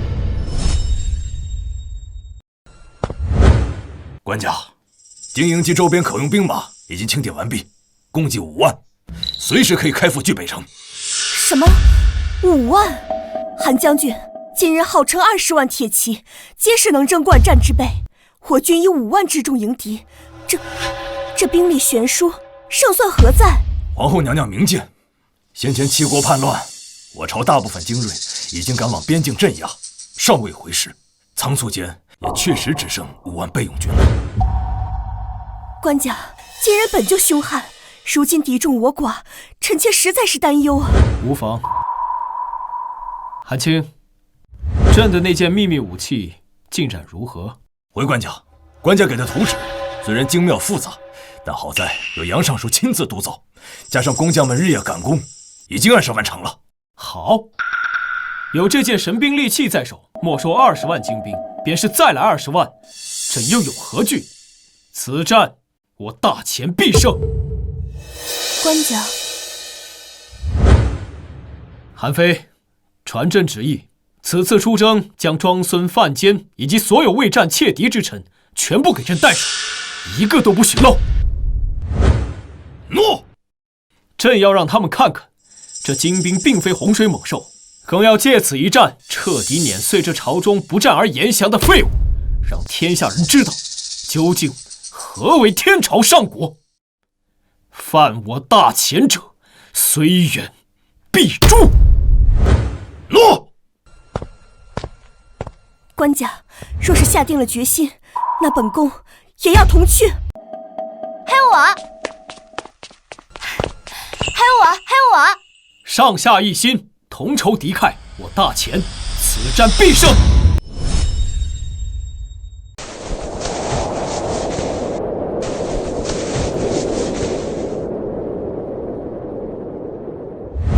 官家，算算时辰，经过的军队就快到了。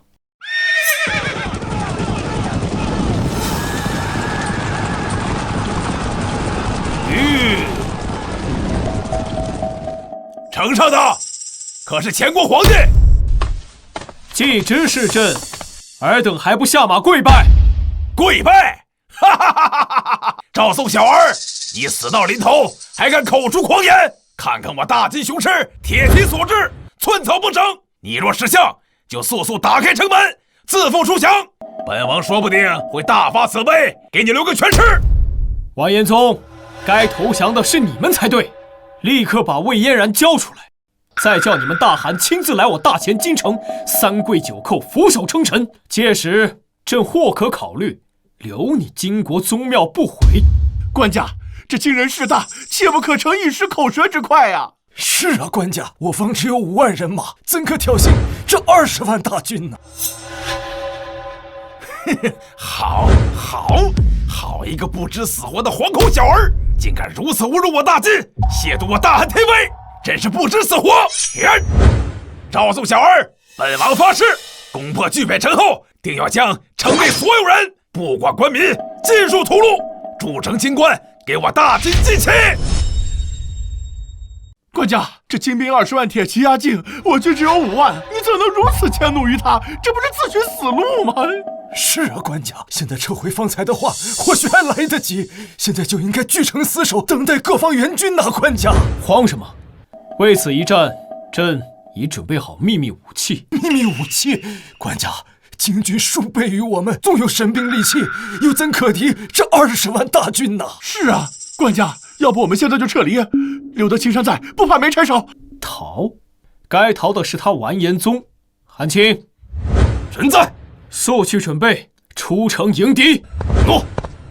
出城迎敌？官家，你当真吗？官家，不可呀！官家，韩将军纵然神勇，也应据城而守，待敌军锐气消散，再图反攻。是啊，官家，敌众我寡，出城时无异于以卵击石啊！将军，巨北城门开了，前军似乎要主动出击。嘿嘿嘿，赵宋小儿，你可真是蠢猪投胎，自寻死路！儿郎们，准备杀进巨北城，抢钱、抢粮、抢女人！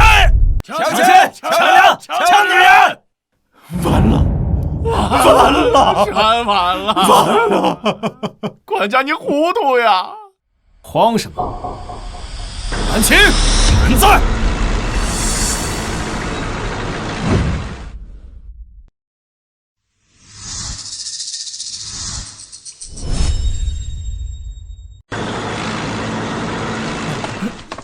这是何物？官家要用死物迎敌？官家，此物异常笨重，岂能用于野战？赵宋小儿，本王还以为你藏着什么大招呢，原来就是包了个铁皮疙瘩出来。你是想用它来撞死我们吗？真是蠢笨如猪！官家虽有不世之才，可终究太过年少气盛，轻敌冒进，我大钱今日亡矣呀！哎，这次我等真是无路可逃了。姐夫，说是一会儿您的秘密武器不顶用，我就带家兵死战迎敌。你带着我姐迅速从南门撤离。我杨家世代忠烈，绝不会让官家在此被俘。不可，小妹，我们绝对不会扔下你的。皇后，小姨子，朕知道你们两个姐妹情深，但朕这坦克都开出来了，此战毫无悬念。全军列队，准备跟着我踏平这群不知死活的前人！完了，全完了！看来你们对科技的力量还真是一无所知啊！杀！全军听令，人在，开炮！开炮！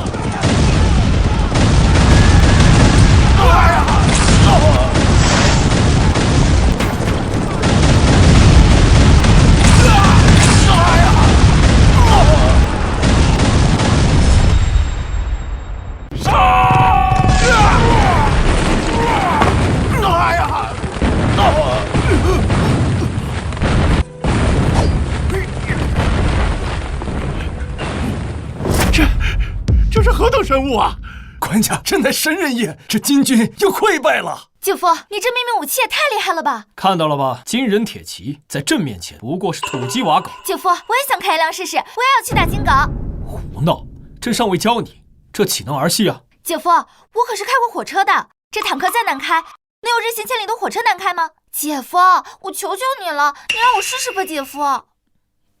下次一定，下次一定。多谢姐夫，姐夫万岁！完颜宗，你该当何罪？罪？嘿，成王败寇，本王何罪之有？赵宋，你别得意的太早了。死到临头还敢嘴硬？赵宋小儿，你真以为你赢了吗？你太天真了！你什么意思？你们中计了！什么？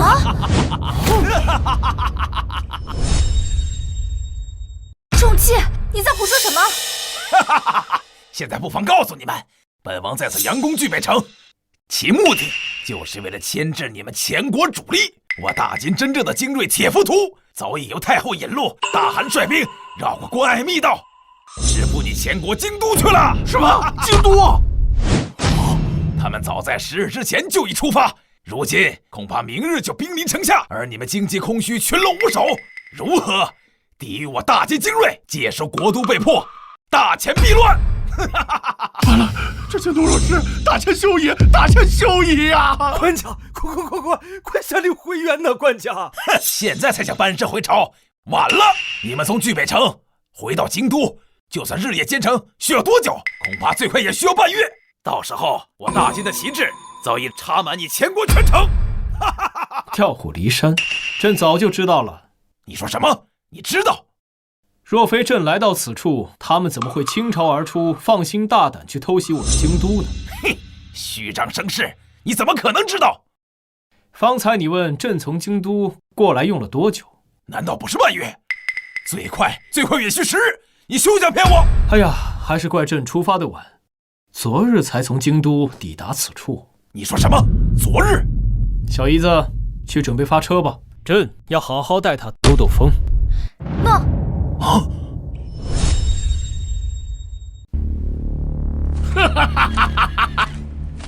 赵宋小儿果然中计，此刻他怕是还在巨北城下，与完颜宗的部队纠缠不休吧？大汗，赵宋恐怕早已死在完颜宗将军手下。报！大汗，京城周边兵力稀少，城墙守军更是寥寥，守备空虚。好，传令下去，准备攻城。是。待我攻破大前京城，锦衣财帛、美女宫阙，尽归于我等。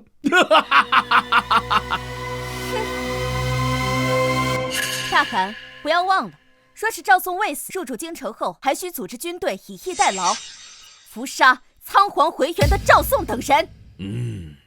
那是当然。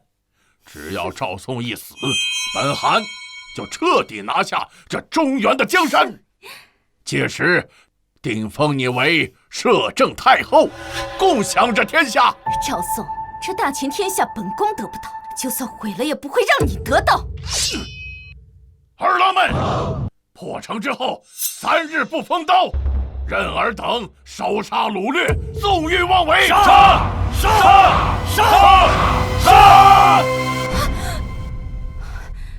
啊！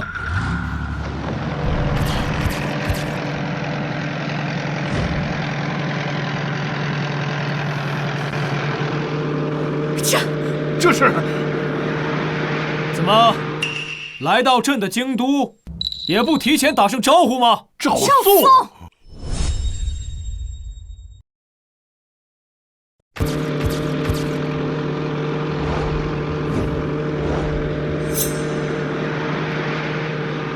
姐夫，这大铁疙瘩开着可真爽。不可能！你明明应该在巨北城，怎会在此？赵宋，你究竟是人是鬼？朕自然是人，不过尔等井底之蛙，不知这科技之力。昨日朕坐上火车，1日千里，早就回来等你们上门了。不可能！火车轨道只通边市，怎会直达京城？魏嫣然，朕掌控了这天下之地，你说这条条大路不通到我们大前国都吗？怎么会这样？本宫的计谋怎么会失败？魏太后，这可是你出的主意啊！现在怎么办？不对，大汗，就算他赵宋未死又如何？你的精兵骁勇善战，兵力仍胜他一筹。趁此机会，一举拿下强国皇帝，入主京城。魏太后说的对，就算他赵宋回来又如何？就凭这几个铁疙瘩，也能挡住我大金的铁骑。完颜谷，你巾帼精锐，深入我大前腹地，无城可守，无粮可蓄。此刻投降，朕或许可以留你一命。大汗，就听他妖言惑众啊！儿郎们，准备作战，拿下大前皇帝的人头，封万户侯！万户侯！万户侯！万户侯！姐夫，你还跟他们废什么话？快让我开炮吧！我迫不及待给那魏嫣然来一炮了。既然他们冥顽不灵，那朕便让他们灰飞烟灭。给我上！开炮！得令，开炮！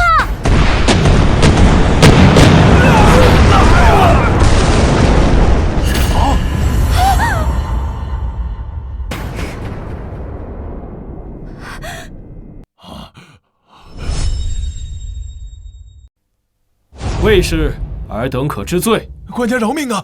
官家，大人，将军，饶命啊！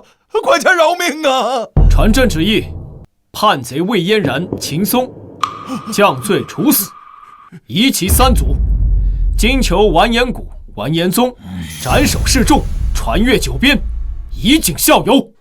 命其部族勇士向大前称臣纳贡，若有再犯，灭族绝种。诺！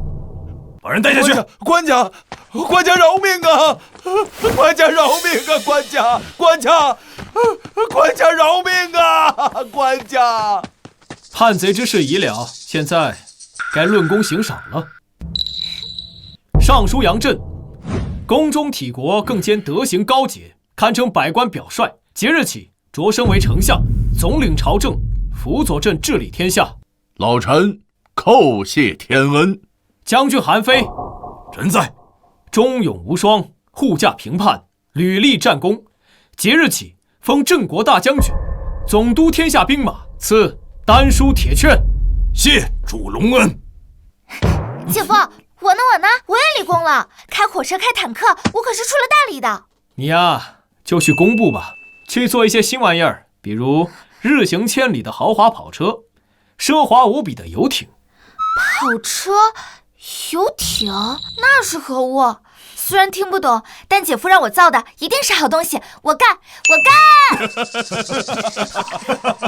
皇后，诸事已了，上次在御书房未竟之时，这次朕可不会让任何人来打扰我们。哎呀，官家，讨厌，这还在朝堂之上呢。散朝。恭送官家，皇后娘娘，万岁万岁万万岁！